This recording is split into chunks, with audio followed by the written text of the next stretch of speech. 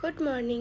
আজকে কিন্তু আমি আমার জন্য পুজো দিতে আসিনি, আজকে এসেছি আমার মাম্মামের জন্য পুজো দিতে। যেহেতু আজকে ওর জন্মদিন ছিল, তাই আমি আর মিস্টার মণ্ডল দুজন মিলে গেছিলাম ওর নামে পুজো দিতে। আজকে মায়রার 2 বছর পূর্ণ হলো। দেখতে দেখতে কত বড় হয়ে গেল। ঠাকুরের কাছে এটাই চাই, যাতে অনেক বড় হতে পারে আর খুব ভালো থাকে, আর নিজের পায়ে যাতে দাঁড়াতে পারে। চলো, পুজো দেওয়া হয়ে গেছে কমপ্লিট। এবার যাই ওর জন্য কিছু কেনাকাটা করতে। হাঁটতে হাঁটতে চলে গেলাম কেক আনতে। কেক নেওয়া হয়ে গেছে, আরও কেক কাটার জন্য যা যা লাগে সেই জিনিসগুলো এখন এখান থেকে নিয়ে নিচ্ছি। তারপর ব্যারাকপুর থেকে চলে গেলাম সোজা ওর বাড়িতে। মানুষটাও খুবই ছোট, কিন্তু ও কিন্তু প্রচুর লজ্জা পায়। এমনি দিন ওর মামার কোলে একদম যেতে চায় না, কিন্তু আজকে কিন্তু খুব মজা করে আছে মামার কোলে।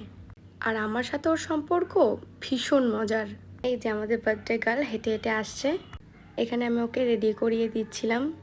তো আশেপাশের ছোট ছোট বাচ্চারাও এসেছিল, অনেক বাচ্চা এসেছিল। আর সবথেকে বড় কথা, ও কিন্তু খুব খুশি ছিল।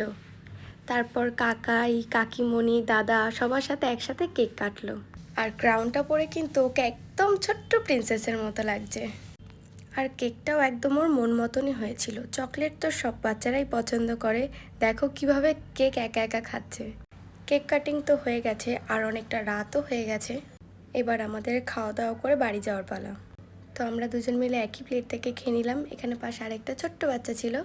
আজকের এই জন্মদিনের ভিডিওটা এতটুকুই। সবাই মিলে ওকে খুব আশীর্বাদ করো, আর জন্মদিনে উইশ করতে একদম ভুলো না।